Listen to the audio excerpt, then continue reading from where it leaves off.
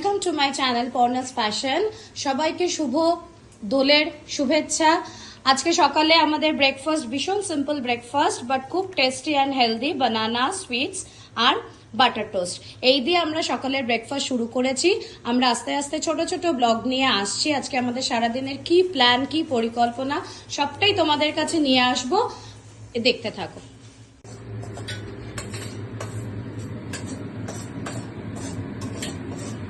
তুলেছিস?